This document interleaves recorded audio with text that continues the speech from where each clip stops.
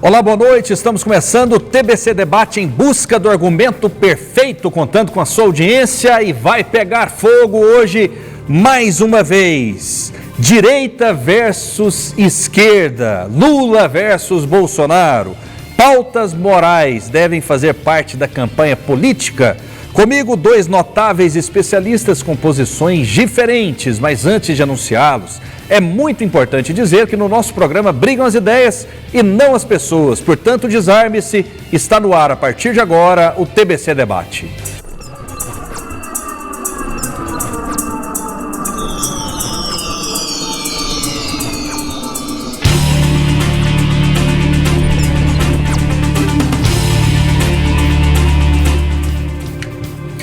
Pautas morais devem fazer parte da política, devem fazer parte da campanha eleitoral?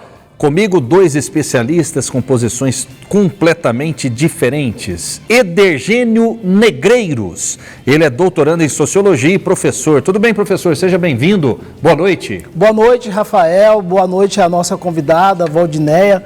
Boa noite a todos que nos acompanham, nessa noite, nesse debate super importante. Valdinéia Ladislau é jornalista e escritora. Tudo bem, Valdinéia? Boa noite. Tudo bem, boa noite. Boa noite, Edergênio. Boa noite, Rafael. Boa noite a todos que estão nos acompanhando. E realmente vamos discutir uma questão importante, né? A minha posição é totalmente contrária do professor e vamos ver qual vai ser a sua posição no final. É deselegante pedir que ele fale pela primeira vez aqui, Valdinéia? Você que escreveu o livro, né, Politicamente Incorreto, pode começar com o professor? Pode, se ele preferir, começa com ele. Vamos lá então, vamos começar com o professor. Professor, pautas morais devem fazer parte da campanha eleitoral na sua visão? Olha, Rafael, nós vamos entender a respeito do que são pautas morais e como essas pautas morais elas vão encaminhar para o chamado pânico moral. Obviamente que a questão da moralidade dentro de um debate político, ela lida muito, Valdinéia, e você sabe muito bem, com a questão da ética e com a questão da moral. Nós não estamos discutindo isso daqui. O que nós estamos discutindo é como esse assunto é levado por uma campanha política e de que forma esse assunto é tratado de uma forma terrorista.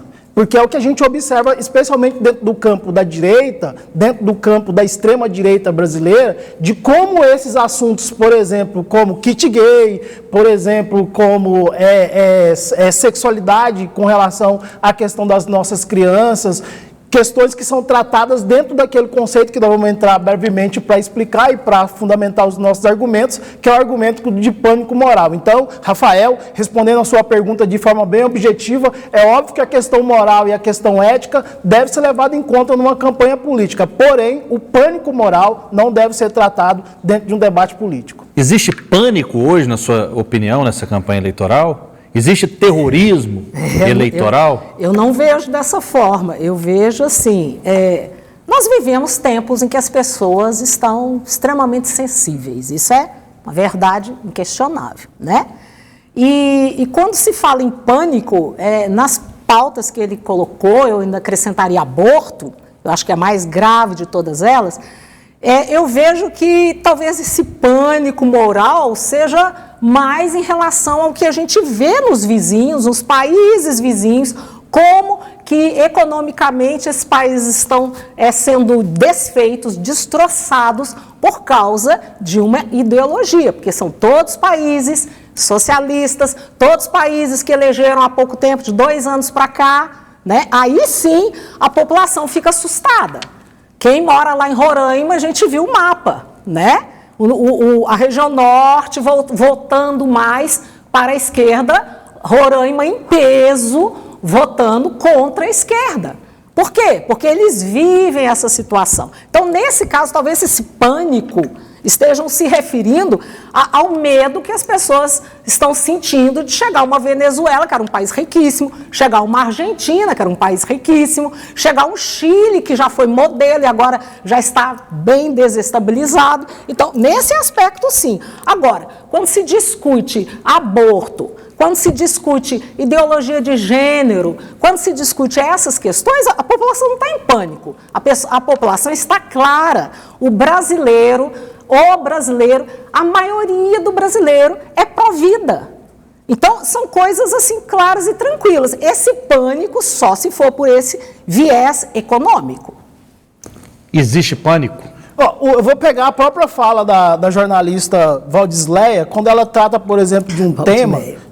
Valdineia, quando ela trata de um tema que, do ponto de vista conceitual, você, telespectador, ele não existe, que é, por exemplo, a questão da ideologia de gênero. O que existe, na verdade, são estudos de gênero que provocam uma discussão a respeito de como o gênero é construído na nossa sociedade. O que a gente precisa entender de forma bem objetiva, Rafael?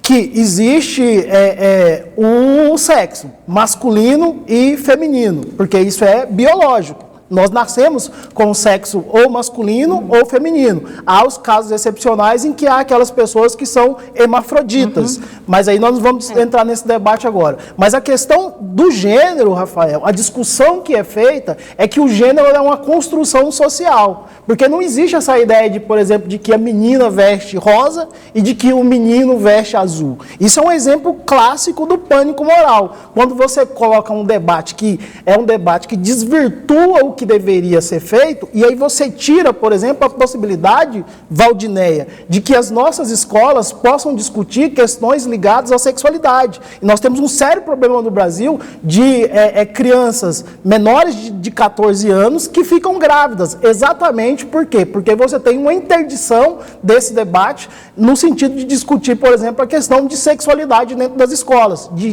discutir educação sexual dentro das escolas. Na verdade, essa precocidade sexual em crianças menores de 14 anos não é porque não se discute ideologia, porque ideologia é exatamente isso, é mostrar que todo mundo nasce homem ou mulher, que já vai contra até, né, não sei por que os gays abraçaram ideologia de gênero, porque o gay dizia que nasceu gay e não homem ou mulher, mas vamos lá. Então, essa ideologia, o que ela diz? Ela diz o seguinte: olha, você menino, e isso já foi até filmado em algumas escolas de crianças pequenas, da professora obrigando o menino a passar batom para dizer o que tem, e o menino não queria fazer isso já rodou na internet, Então, a gente vê que essa construção, a ideologia de gênero, a gente chama de ideologia porque é uma ideia. Exatamente, uma ideia. A ideia de que ninguém nasce, porque nasceu homem ou mulher, você tem que ser homem ou mulher quando você crescer. E isso quer se questionar as crianças, ou seja, levar algo desnecessário. A criança está na escola, a criança pequena, eu não sei se você convive com crianças pequenas. Sim, eu tenho 3 filhos. 3 filhos? Então você convive. Você sabe que uma criança, quando ela é pequena, às vezes um menino, ele de repente dá um grito, que parece menina. De repente a menina faz uma coisa exagerada de menino. E por isso você vai dizer, tá vendo? Você tem jeito. Não, são coisas normais que acontecem com a criança. E com o passar do tempo, essa criança vai chegar a uma normalidade. Agora vamos voltar à precocidade. A precocidade das crianças está muito mais ligado à velha mídia, essa velha mídia que quer influenciar, que faz com que as crianças, a gente vê programas de televisão, crianças de 12 anos já se pegando, já se beijando. Isso que leva as crianças a terem esse desejo precoce. É o que está sendo feito hoje, é o que está sendo feito na mídia, é o que está sendo feito nos comerciais, é o que está sendo feito para realmente fazer com que as pessoas, desde pequenas, elas já comecem a desenvolver aspectos da vida que tenham a fase certa, que tenham o tempo certo. Você é pai de 3 filhos, com certeza você não vai querer que filho seu de 12 anos comece a ficar todo doidinho ou doidinha para namorar e para fazer 1000 coisas. Por quê? Porque isso não é o padrão da sociedade brasileira.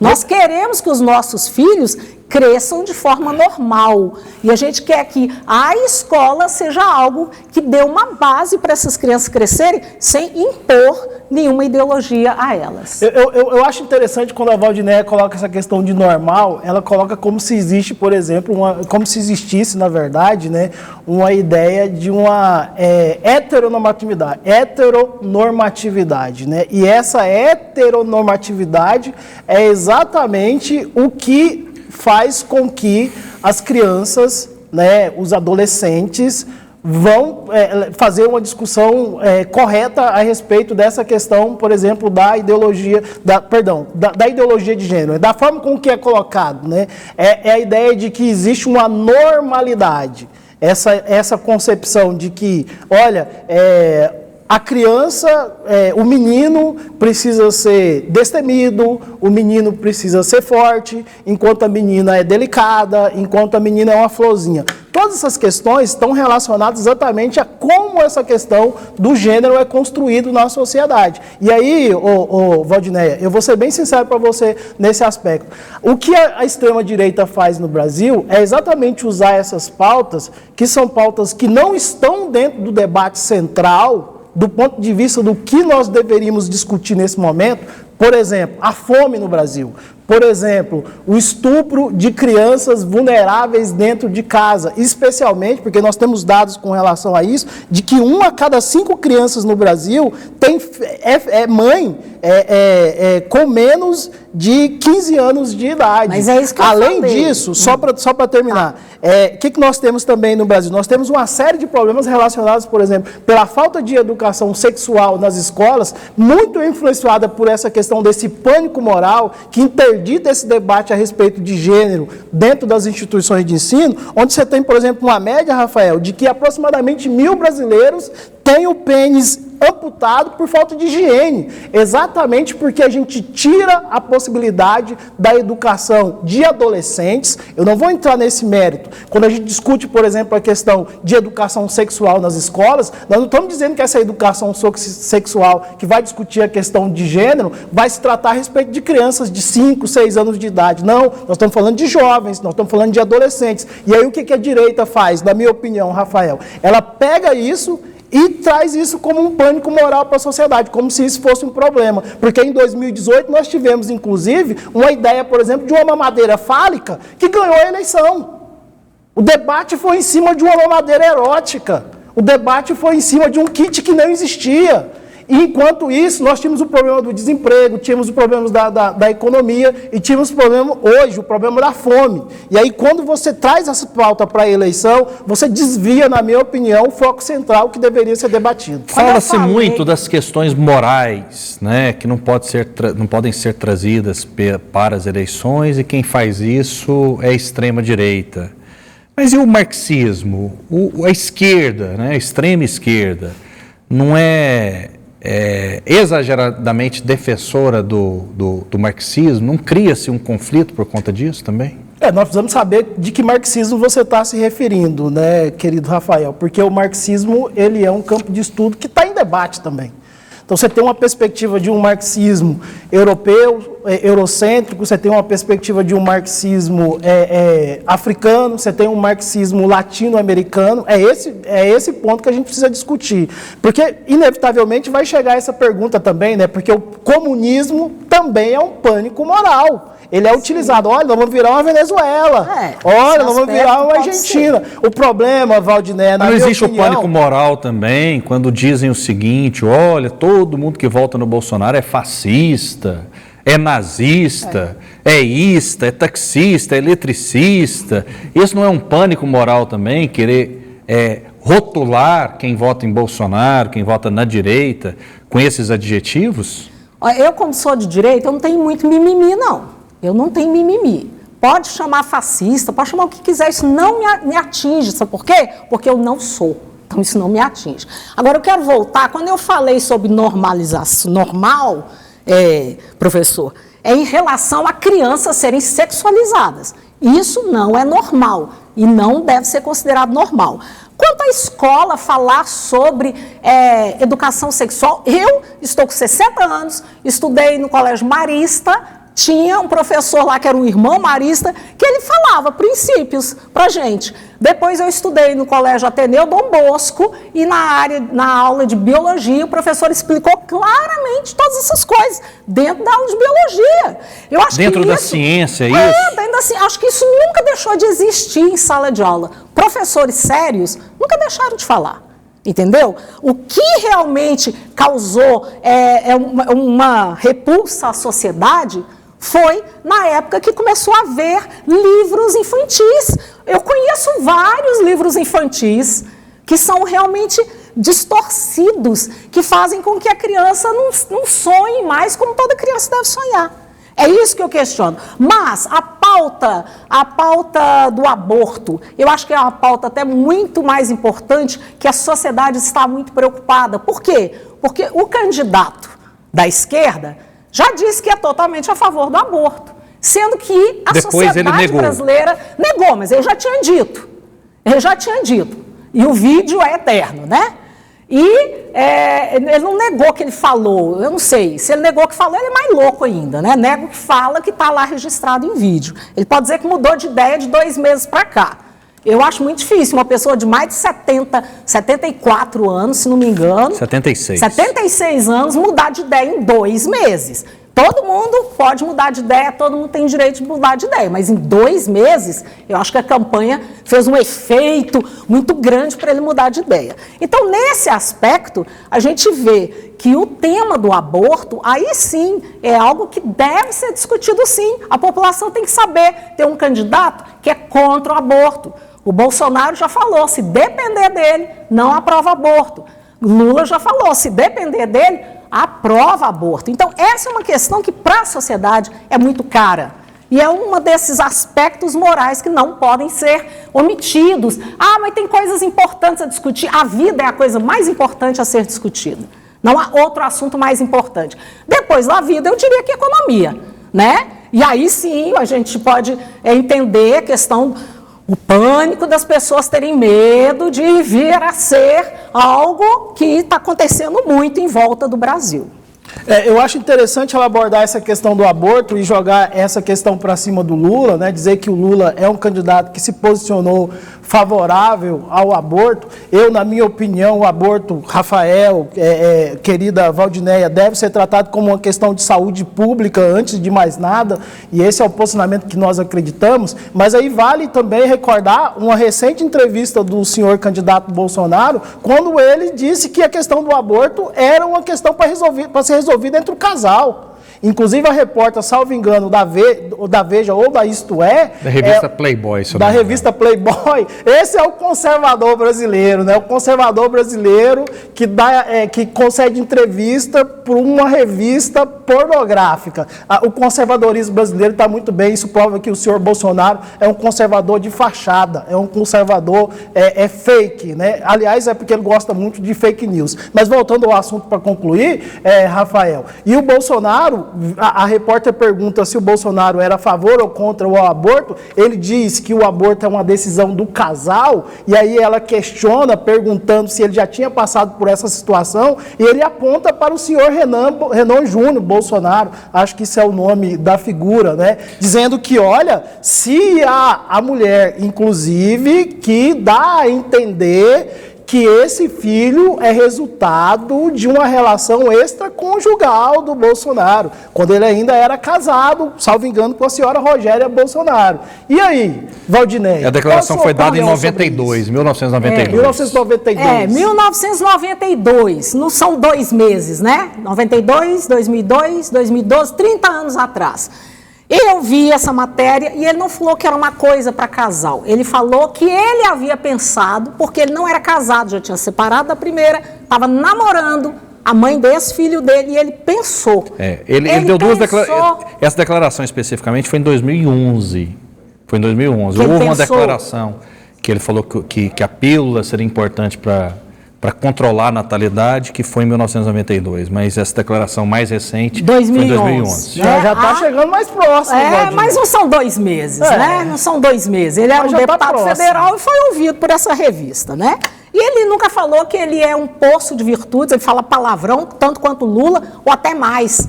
Porque o Lula é mais discreto, quando ele fala palavrão, geralmente ele já está saindo, a gente só pega baixo os palavrão. Mas ele nunca falou que é um poço de virtude, e não é isso que eu estou preocupado no presidente. Eu só peço que o presidente não seja corrupto e nem ladrão. Não precisa chegar a esse nível, ter tanta... Só que quando ele falou isso, ele disse que ele pensou, só pensou. Agora, Lula não, ele aprova, ele acha que as mulheres, e como você colocou, saúde pública, sabe como é que eu chamo isso? É uma política de morte pública, porque você está matando pessoas. As pessoas têm uma dificuldade enorme de entender que um ser que está dentro do útero da mulher, mesmo que ele tenha 15 dias de vida, porque ela não vai descobrir que está grávida antes disso, que ele tenha 15 dias de vida, ele já é um ser humano. Gente, isso é muito importante entender. Um bebê com 15 dias de vida dentro do útero já é um ser humano. Mas então, é vergonhoso. Quando ele pensou em fazer isso, eu acho que voltou atrás e nem deve ter falado para a mulher. É proibido um candidato à presidência da República dizer o seguinte: olha, eu sou a favor do aborto? É proibido ou por conveniência tentam esconder esse pensamento? Na minha opinião, esse é o debate central, Rafael. Quando, por exemplo, você não vende aquilo que o candidato é na sua essência. O que a gente tem, na verdade, são caricaturas de pessoas se candidatando a um determinado cargo e que agem de acordo com a conveniência da opinião pública. Lula se enquadra nisso? Sem dúvida nenhuma. A maioria dos candidatos, eles se enquadram dentro dessa questão, porque são candidatos que não mantêm uma posição política a respeito de temas que são temas sensíveis da sociedade e que misturam nessa questão da moralidade. Porque, inevitavelmente, o nosso país é um país de uma tradição cristã, católica, judaico-cristã, né? Isso é frisado constantemente. E isso daí atrapalha o debate eleitoral, no meu entendimento, porque impede que a gente trate de temas que são problemas reais. Porque, por exemplo, quando a gente analisa, por exemplo, que 80% dos estupros contra mulheres e meninas no Brasil acontecem dentro de casa. Nós temos vários casos quando, por exemplo, não são praticados pelos próprios pais, são praticados pelos padrastos. Mas em caso de estupro, a legislação já não garante o direito ao aborto? Há uma série já de possibilidades com relação a legislação brasileira, ela não é boa e satisfatória em relação a esse tema? Mas o que a gente está observando ultimamente, Rafael, é o retrocesso nessas políticas. Por quê? Porque, vamos ser sinceros, você que está nos acompanhando aqui agora, se existe gravidez precoce em crianças pobres brasileiras, existe gravidez precoce em crianças ricas brasileiras. Se existe gravidez precoce, gravidez involuntária, através de estupro, em mulheres pobres, existe também em mulheres ricas. Só qual que é a diferença, meu querido Vasconcelos? A diferença é que a mulher rica tem possibilidade de ir numa clínica lá em Miami e realizar... E ela está certa em fazer isso? O procedimento. Aí é uma questão... E ela tá certa? Eu acredito que se ela quiser, porque a questão do aborto, na minha opinião, vale muito porque é ligado a uma pessoa que tem útero. Então, é essa pessoa que toma a decisão a respeito disso, na minha opinião. E aí cabe ao governo... O útero é mais importante do que a criança? Na minha opinião, é a opinião da mulher, ficou redundante, né? Mas, na minha opinião, vale aquilo que a mulher decidir, porque fundamentalmente o feto está sendo criado dentro da barriga daquele ser. E há uma série de implicações que muitas das vezes, e aí nós vamos falar desse debate, Valdinéia, que se recusa a falar no Brasil, que é o chamado abandono parental. O Brasil é um dos países que tem o maior índice de pais que se negam a registrar os seus filhos. Você gosta da vida? Eu amo a vida. E se a sua mãe tivesse tomado a decisão de te abortar? Eu acredito que ela teria tomado uma decisão de acordo com as possibilidades dela, naquele momento, que teria sido uma decisão benéfica para ela, à medida que nós sabemos também que mulheres negras, né,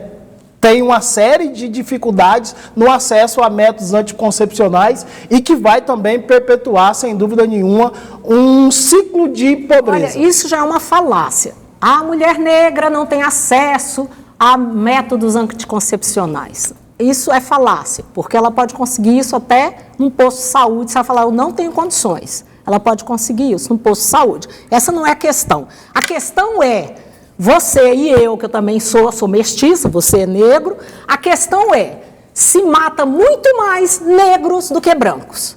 E isso é uma coisa que acontece lá nos Estados Unidos, quando começou aquela clínica famosa, aquela clínica lá que no tempo de Trump ela penou um pouco, agora já está rica de novo, aquele planejamento familiar. Sabe qual que é a média de morte de bebês negros? É de 28%, contra 10% de bebês brancos ou de outras raças. Por quê? Porque sabe o que a gente tem que entender? Que essas políticas de falar assim, mas a mulher negra, ela precisa fazer aborto, não precisa fazer aborto. Eu não disse isso. Ela não precisa, não, eu sei, você está falando da mulher negra sem condições de criar o filho, ela pode fazer o aborto, mas isso acaba sendo empurrado. Eu tive um debate aqui com uma mulher branca, que ela fala, mas as negras, elas não dão conta de ter 5, 6 filhos. Parece que as pessoas brancas ficam incomodadas numa mulher negra ter 5, 6 filhos. Qual é o problema? Qual é o problema? O que esse pensamento de viés maligno diz é que deve-se matar mais bebês negros. Por quê? Porque eles são mais pobres, então se mata mais. Isso é um absurdo. Gente, criança, você consegue criar. Se você se esforçar, você consegue. Mas eu não tenho onde morar. Não, aí é uma pessoa de rua, é outro caso. Pessoas de rua geralmente estão ligadas a drogas, alcoolismo, mas uma pessoa pobre, ela consegue criar sim, porque eu já vi mulheres pobres criando 7, 8 crianças. Não tem que dar o que comer, dá pão com banana que o menino vai comer. Quando esse tema vem à tona, eu sempre me recordo aqui da história da mãe do Cristiano Ronaldo, que tentou, não pensou, tentou abortá-lo. Aí você imagina a perda que seria para o futebol, né? E a perda de uma mãe, que naquele momento, eu não sei se você pensa assim, talvez ela pensasse o seguinte, olha, não vou conseguir criar meu filho, não vou conseguir dar para ele o melhor. No entanto, são vários exemplos de mães que conseguiram triunfar. Por exemplo, você é negro, né? E está aqui, é professor, é doutorando em sociologia e certamente dá orgulho para sua mãe. Não sei se a sua infância foi pobre, eu não sei se a sua infância foi tranquila no que diz respeito a recursos financeiros. Você acha que uma jovenzinha de 16, 18 anos tem a condição de dizer o seguinte, olha, eu vou tirar a vida de um filho? Qual a sua opinião? Você acha que tem maturidade para isso? Por isso que é sempre bom ouvir a família dessa jovem, né? Aliás, nós tivemos casos emblemáticos recentemente sobre isso, inclusive que uma turba, né, foi para frente lá da clínica, onde o profissional se colocou à disposição de realizar o procedimento de uma jovem, salvo engano, de 12 ou 13 anos. É um bebê já de 27 semanas. Nós precisamos ter um entendimento a respeito dessa questão, na minha opinião, Valdineia, que envolva um debate que seja racional. Porque aí a gente foge dessa ideia, desse debate. Mas sabe o que é racional? É dar luz e entregar para adoção. Se fala, eu não tenho condições de criar, sabe por quê? Você não é mulher, você não entende. Uma mulher que aborta, eu já ouvi várias mulheres dizendo isso, aquilo vai ficar o resto da vida, uma marca dentro dela. As que tiveram filho, às vezes nem ficaram com filho, muitas acabaram que vê a criança, ama e fica. As que não ficaram com filho, não tem o peso, porque elas não mataram ninguém. Mas me permita, você acha, rapidinho, você acha que um jovem de 16 anos, por exemplo, que comete um crime, ele deve pagar como uma pessoa de 18 anos ou não? Ainda vamos entrar em outro debate. Não, só sim ou não. O que você acha? Você acha que não? É um debate longo, Na minha opinião, se a gente, por exemplo, avança nessa questão da redução da maioridade... Você é a favor da redução? Eu sou totalmente contra a redução da maioridade penal. Você é contra. penal. E você acha que uma jovem de 16 anos deve abortar? Eu entendo, na minha opinião, Rafael, que esse debate deve ser feito como a Valdineia Então você não tem uma posição definida, então? Tem uma posição, que isso deve ser o debate por a pessoa que tem o útero, junto com a sua família. Elas têm o direito de decidir. Mas o jovenzinho que mata um outro, por exemplo, que tem uma mão, que tem um dedo para apertar o gatilho, Não é o dedo que... Você está comparando, desculpa, Rafael, com toda a elegância fica à vontade, do mundo. fica à vontade. Você está fazendo grandezas, você está comparando elementos diferentes. E aí a gente vulgariza Não, o você está debate. dizendo o seguinte, você está dizendo que uma pessoa, que uma adolescente de 16 anos, ela pode ter um filho.